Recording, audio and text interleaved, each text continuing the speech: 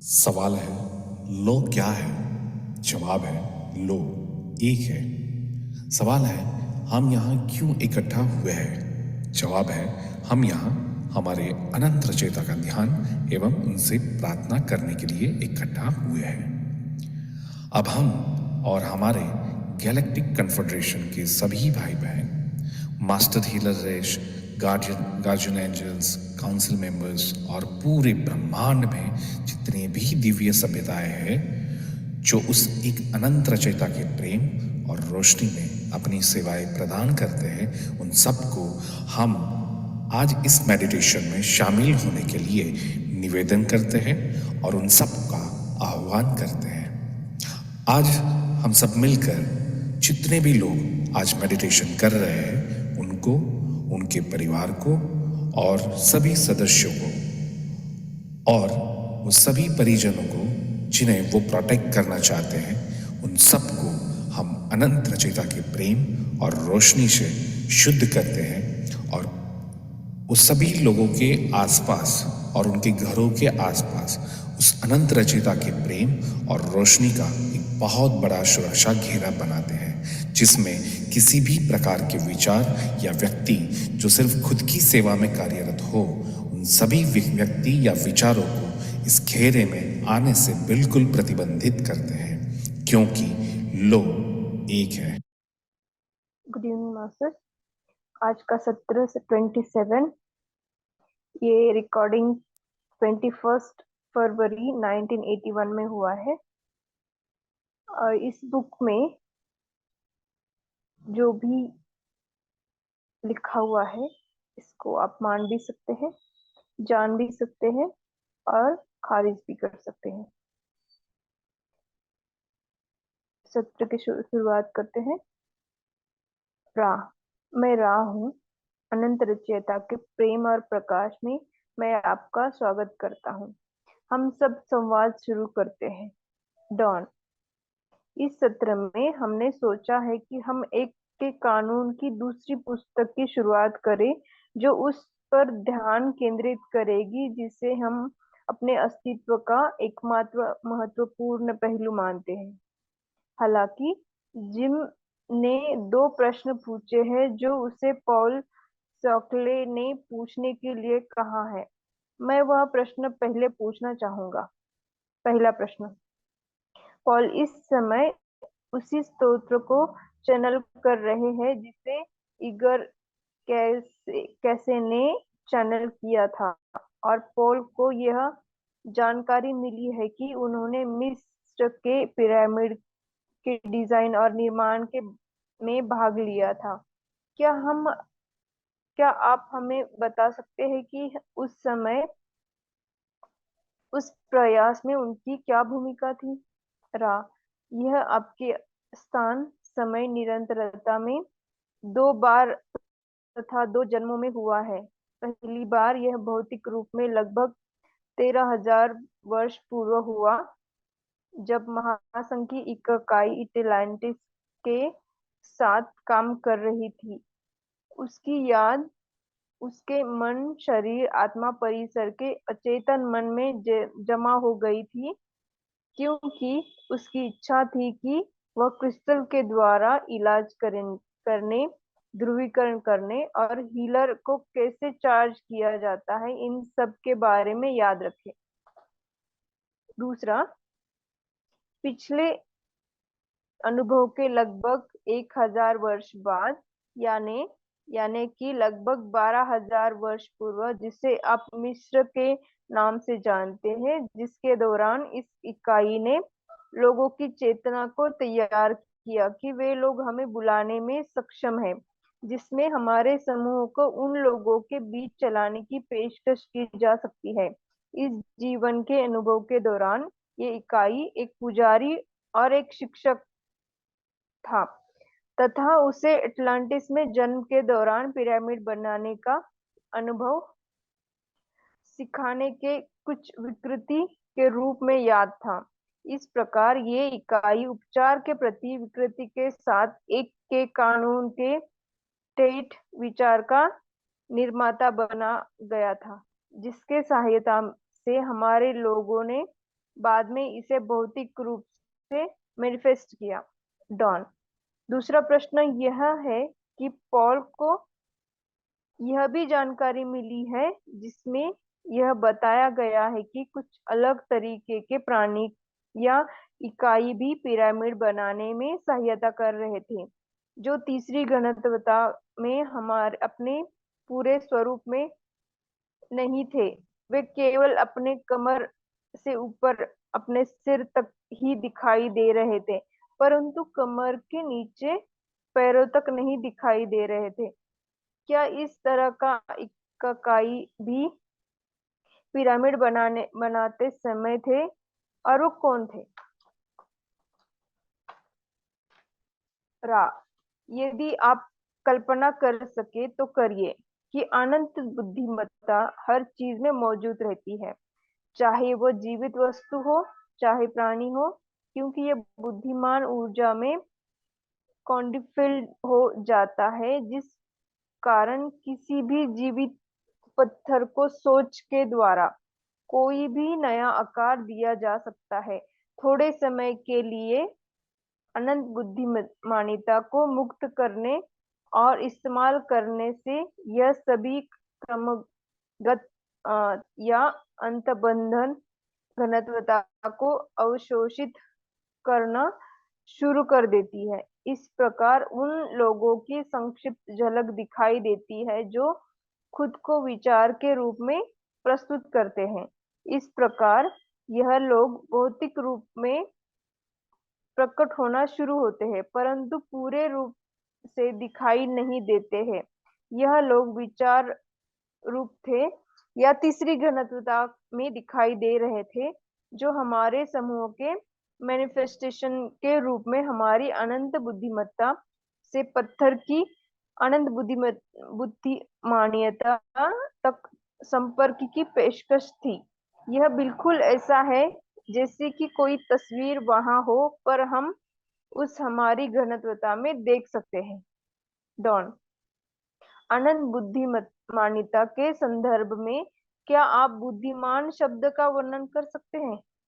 रा: आपके सवाल का जवाब देने से पहले हम इस सवाल के बारे में स्पेक्ट्रम को संबोधित करेंगे। आपकी भाषा में जिन शब्दों का इस्तेमाल होता है वह समझ के करीब होते हैं, और यह सचेत विचार के प्रकृति का अच्छा अनुमान हो सकता है। आपकी सोच और आपके शब्द आपस में मेल नहीं खाते हैं, इसलिए आपको इस परिभाषित करने में दिक्कत आती है। हालांकि हम अपनी भाषा में शब्दों की सीमा के भीतर भी अपनी सहायता करने में खुश है। बुद्धिमान शब्दों को अनंत में अलग करके परिभाषित करना कठिन है। ये दो शब्द दरअसल एक अवधारणा है। यह बिल्कुल ऐसा है जैसे कि आस्था शब्द को दो भागों में विभाजित किया जाए। हालांकि हम आपकी सहायता का प्रयास करेंगे। डॉन: यह अवश्य नहीं है कि दोनों शब्दों को विभाजित करें। अनंत बुद्धिमानिता की परिभाषा एक साथ करना ही काफी है। क्या आप अनंत बुद्धिमत्ता को परिभाषित कर सकते हैं?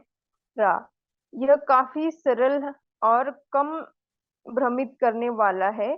जैसे कि आप जानते हैं, पूरे ब्रह्मांड में एकता होती है। यह एकता ही सब कुछ है। एकता में ठहराव और गति दोनों होती है। यह ठहराव ही अनंत बुद्धिमानियता है। इस ठहराव का उपयोग करने से जो काम होता है उस काम को बुद्धिमान ऊर्जा कहते हैं। इस काम की प्रकृति इस स्वतंत्र इच्छा पर निर्भर करती है जो बदले में उस बुद्धिमान ऊर्जा या गति, फोकस या एकता का ठहराव या जो सब कुछ है की प्रकृति है। यानी कि चीजें भले ही अलग अलग हो परंतु उसकी प्रकृति एक ही होती है। ठीक उसी प्रकार जिस प्रकार हम दही से मट्ठा निकालते हैं। डॉन: मैं इस काम के अवधारणाओं को थोड़ा विस्तारित करना चाहता हूँ।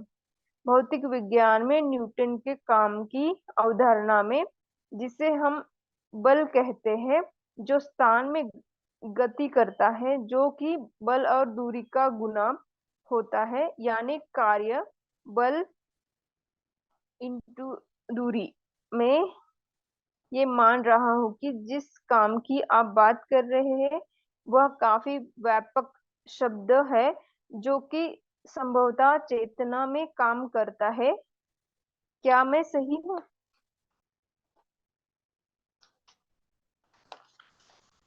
रा, जैसे कि हम सब शब्द का उपयोग करते हैं, यह सर्वव्यापी रूप से लागू होता है।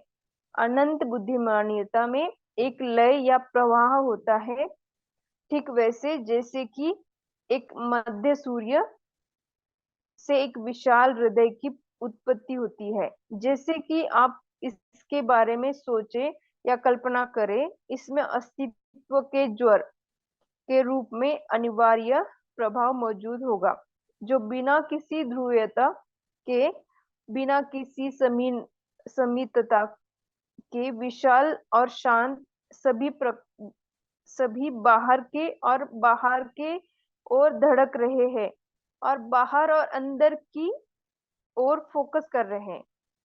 जब तक कि फोकस पूरा नहीं हो जाता, उन सारे फोकस की बुद्धिमानी या चेतना एक ऐसी अवस्था में पहुंच जाती है जहां हम कहेंगे कि आध्यात्मिक प्रकृति या मास उन्हें भीतर भीतर भीतर की ओर बुलाता है। जब जब तक कि सब एक जगह इकट्ठा नहीं हो जाता, यह उस लय की वास्तविकता है, जैसे कि आप बोल रहे हैं। डॉन, मुझे लगता है कि मैंने इसमें से एक महत्वपूर्ण बिंदु निकाला है कि अनंत बुद्धिमानियता में हम बिना किसी ध्रुवीयता के काम करते हैं, या इसमें एक संभावित अंतर मौजूद नहीं है। क्या ये सही है? रा, एकता में ठहराव या गति में कोई अंतर नहीं होता है। अनंत बुद्धिमानियता का बेसिक लय बिना किसी विकृति का होता है। यह लय रास्ते में लिपटा होता है और वह भी जीवित होता है। इस अविकृत एकता से हालांकि बुद्धिमान ऊर्जा के संदर्भ में एक ठहराव दिखाई देता है। इस तरह आप इस शब्द को कुछ हद तक दो तरह से देख सकते हैं। पहले तरह में इसका उपयोग उस तरह होता है जिसमें अविकृत एकता जो बिना किसी गति या ठहराव की होती है। इस शब्द का दूसरा इस्तेमाल, जिससे हम अन्य शब्द की कमी के कारण समान रूप से इस्तेमाल करते हैं, उस अर्थ में जिसमें विशाल ठहराव का उपयोग बुद्धिमान ऊर्जा द्वारा फोकस लगाने में होता है। डॉन, अब मैं समझता हूँ कि अनंत बुद्धिमानिता की पहली विकृति यह विकृति है जिसे हम स्वतंत्र इच्छा कहते हैं। क्या आप मुझे इस विकृति का परिभाषा दे सकते हैं? रा, एक के कानून के इस विकृति यानी स्वतंत्र इच्छा में रचयिता को, तो क्या मैं यह अनुमान लगाने में सही हूँ कि रचयिता पहले अपने आप को जानते हैं, फिर रचयिता यह आजादी की अवधारणा को देते हैं और पूरी आजादी से चुनने की तरीके भी देते हैं? क्या मैं सही हूँ? रा, हाँ, ये बिल्कुल सही है।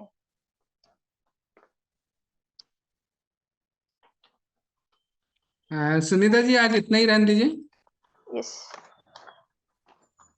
Yes sir. एक्चुअली क्या है, पाभी ज्वाइन कर ही रहे हैं 1 मिनट में। Okay, thank you masters.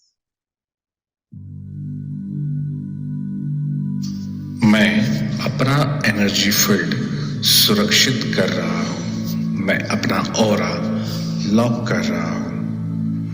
मेरे शरीर, दिमाग, आत्मा और मेरा पूरा एनर्जी फील्ड अनंत रचयिता के असीम दिव्य प्रेम और रोशनी में हमेशा के लिए सुरक्षित है। अनंत रचयिता के असीम प्रेम और अनंत रोशनी से बना हुआ मजबूत सुनहरा कवच जिसमें अनंत ब्रह्मांडों की शक्तियां समाहित है, ऐसा कवच मैंने धारण कर लिया है।